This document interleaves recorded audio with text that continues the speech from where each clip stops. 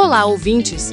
Bem-vindos ao Papo Aberto com Você, idealizado por Regina Papini Steiner, o podcast onde a conversa é sincera e cheia de insights.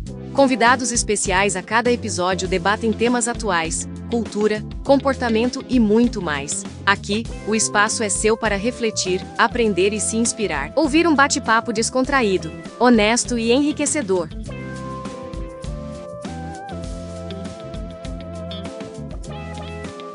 O sertão está em toda parte.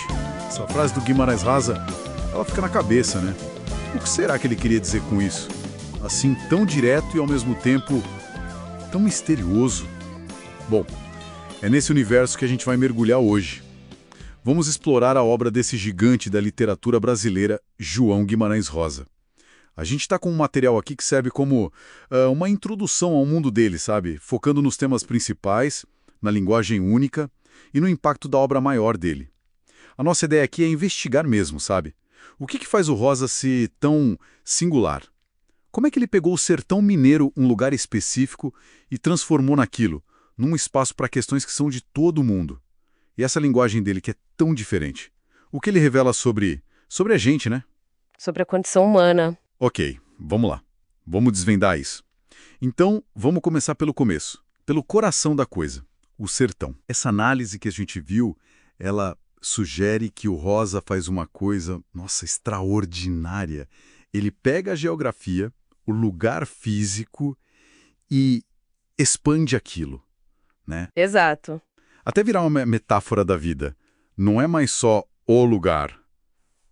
É quase um estado de espírito, uma condição. Aí aquela frase, o sertão está em toda parte, faz muito mais sentido, né? Totalmente. E é fascinante ver como ele faz isso, essa alquimia literária. O sertão, no Rosa, deixa de ser só o fundo da história, o cenário. Ele vira o próprio palco do drama humano. Como assim? Pensa na paisagem, a aridez, as veredas que são perigosas, os rios que podem enganar. Tudo isso vira um espelho das nossas lutas, sabe? As travessias da vida, os desertos que a gente atravessa por dentro e os oásis também. Uhum. É ali que o bem e o mal brigam, onde a fé balança com a dúvida, onde o amor e o medo andam juntos. Basicamente, a geografia vira psicologia, né? Vira a jornada interna de cada um. Entendi. E para dar conta de expressar essa paisagem interna, que é tão complexa, imagino que a linguagem comum já não servia, né? A sensação que daqui ele teve que criar as próprias ferramentas. Precisamente. A inovação na linguagem dele não é só para ficar bonito, não é um enfeite. É uma necessidade profunda de se expressar. Ele deve ter percebido que o português normal, por mais rico que seja, talvez não pegasse a essência daquela realidade toda. Que realidade seria essa? Uma realidade que mistura a fala do povo, a oralidade, com sabedorias muito antigas, com mitos, uma ligação forte com a natureza. E tudo isso ainda atravessado por umas questões filosóficas bem complexas. E como ele fazia isso na prática?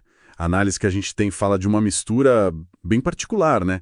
A fala do sertanejo, com os regionalismos, o ritmo próprio. Sim, isso. Combinada com um conhecimento erudito, assim, gigante, quase de enciclopédia.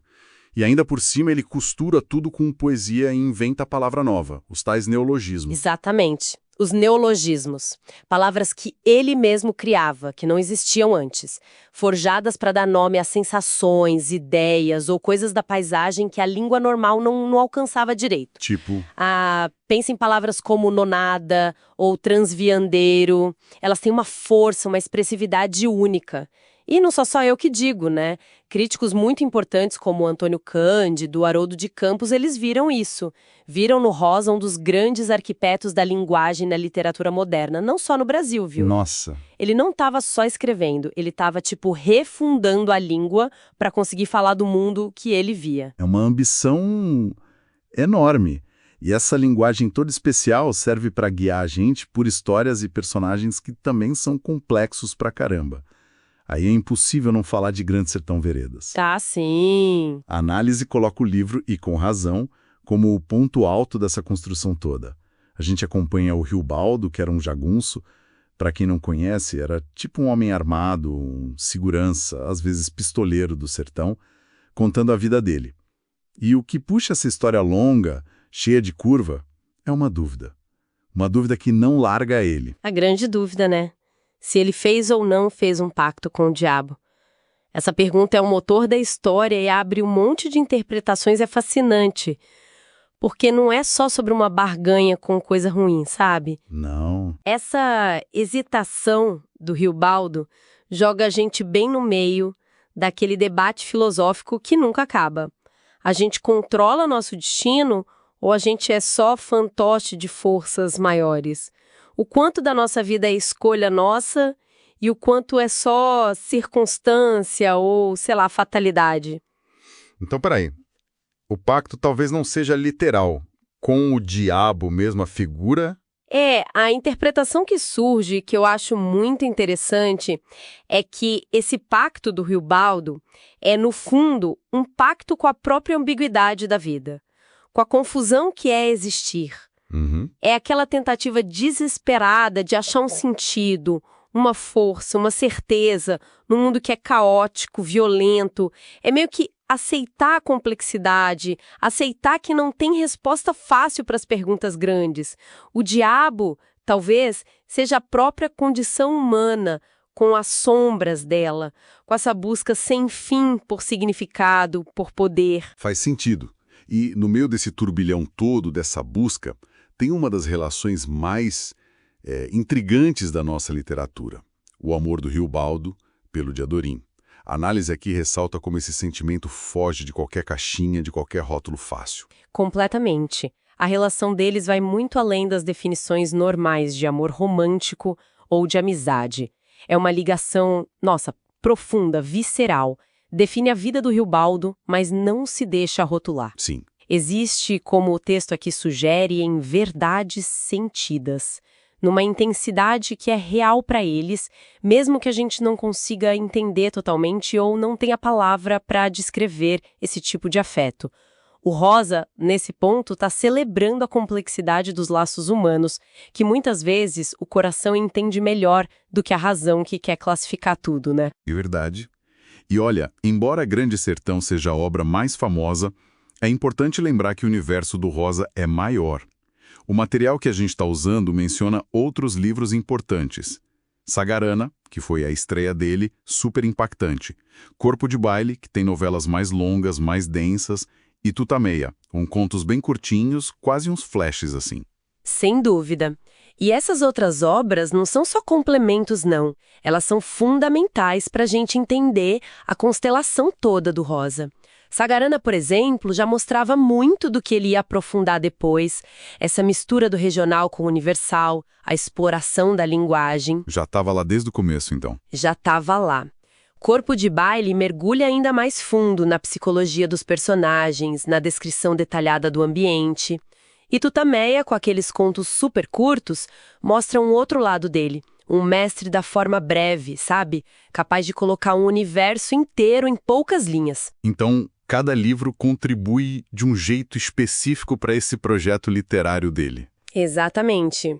Eles ajudam a consolidar essa visão única dele, que combina uma filosofia que nasce da observação atenta da vida, da natureza, os bichos, as plantas, os ciclos do sertão, com um lirismo, uma poesia que ele encontra nas coisas mais simples e também nas mais brutais. Todas essas obras, do jeito delas, reforçam aquela ideia do sertão não como um lugar isolado, atrasado, mas como um microcosmo, um mundinho potente, onde as grandes questões da existência humana aparecem com força total. É o local e o universal conversando o tempo inteiro. O que traz a gente de volta para aquela ideia lá do início, né? Do sertão que mora dentro de cada um de nós. Parece que essa é uma das lições principais que dá para tirar. A ideia de que a travessia do Riobaldo, as lutas, as dúvidas dele, não são só dele ou do sertão geográfico. São, de algum jeito, a nossa travessia interior também. Perfeitamente colocado. E a chave para a gente entender a profundidade disso talvez esteja numa outra frase marcante que o material traz como uma síntese. O mais importante e bonito do mundo é isto, que as pessoas não estão sempre iguais, ainda não foram terminadas. Essa frase é de uma beleza, de uma sabedoria imensa. O que ela diz sobre a visão de mundo dele? Ela revela uma celebração da incompletude, da fluidez da identidade humana. Pro Rosa, a gente não é estático, não é produto pronto na prateleira. A gente está sempre em processo de se fazer, de se transformar. Entendi. E essa condição de não terminado não é vista como uma falha, um defeito. É a própria essência da nossa beleza, do nosso potencial. Sempre tem espaço para mudar, para aprender, para se reinventar. É uma visão cheia de esperança, no fundo, mesmo quando ele está mostrando as coisas mais duras da vida. Então, resumindo um pouco a nossa conversa, Guimarães Rosa pega o sertão físico e transforma nesse território simbólico gigante que é interno. Para conseguir falar da complexidade desse mundo, ele revoluciona a linguagem, cria um português que é só dele. Isso. Em Grande Sertão Veredas, ele mergulha a gente em questões filosóficas profundas pela jornada do Rio Baldo e pelo amor por Diadorim. E no fim, ele deixa essa imagem forte da gente, da humanidade, como um projeto em aberto, sempre se fazendo. E a força dessa obra continua, sabe? Ler Rosa hoje ainda é um convite para a gente explorar o nosso próprio sertão interior, com as partes secas e as fontes escondidas. É um empurrão para a gente encarar as perguntas essenciais. Quem a gente é, o que move a gente, do que a gente tem medo. Questões que ele colocou com uma maestria poética, filosófica, que é difícil de achar igual. Sim. E essa ideia de não estarmos terminados conversa muito com a busca por conhecimento, por compreensão, que move quem se interessa por materiais como esse que a gente discutiu. É quase um espelho da nossa própria caminhada de aprendizado, né? Total. E para a gente fechar, fica uma provocação aqui, inspirada nessa visão do Rosa da impermanência.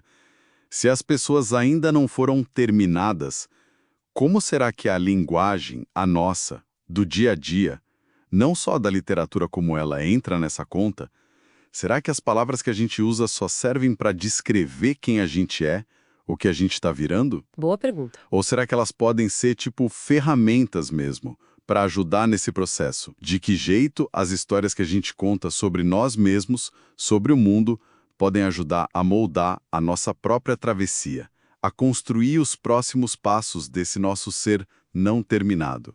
Fica aí para pensar.